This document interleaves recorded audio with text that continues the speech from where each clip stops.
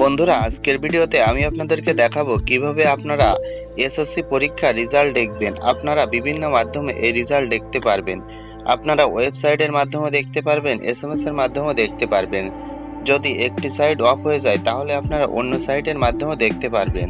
তাহলে শুরুতে আমি আপনাদেরকে দেখাবো ওয়েবসাইটের মাধ্যমে। তাহলে চলুন দেখা যাক। বন্ধুরা, তার জন্য শুরুতে আপনারা আপনাদের ফোনের গুগল ক্রোমে অথবা গুগলে চলে যাবেন।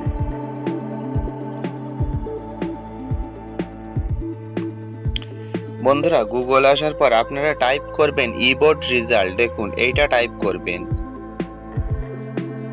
তারপর এটাতে প্রবেশ করার পর আপনাদের সামনে এরকম একটি ইন্টারফেস আসবে। তারপর দেখুন উপরের দিকে যে অপশনটা আছে ওয়েব বেস রেজাল্ট পাবলিকেশন, এখানে একটা ক্লিক করবেন।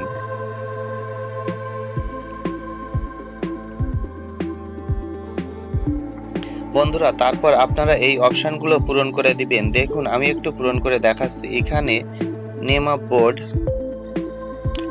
আপনি যে বোর্ডে সেটা দিয়ে দিবেন। তারপর নেম অফ এক্সামিনেশন, এটা আপনারা এইটা দিয়ে দিবেন, এসএসসি দাখিল। তারপর ইয়ার অফ এক্সামিনেশন, এটা আপনারা 2026 দিয়ে দিবেন।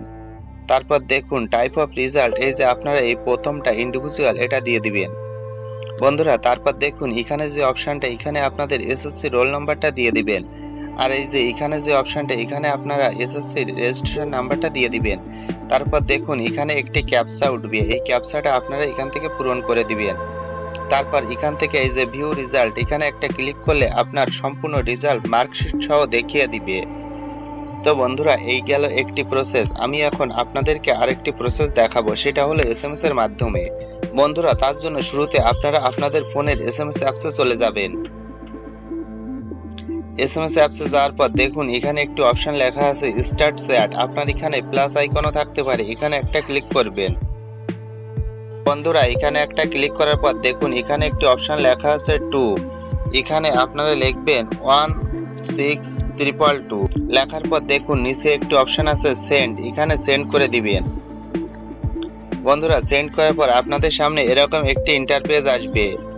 এখান থেকে আপনারা এখানে লিখবেন এসএসসি স্পেস দিয়ে ডিএইচএ, মানে আপনি যদি ঢাকা বোর্ড হন তাহলে আপনার ঢাকার প্রথম 3 অক্ষর, আপনি যদি যশোর বোর্ড হন তার প্রথম 3 অক্ষর, বা আপনি যে বোর্ড হন তার প্রথম 3 অক্ষর, তারপর স্পেস দিয়ে আপনার রোল নাম্বার, তারপর স্পেস দিয়ে 2026।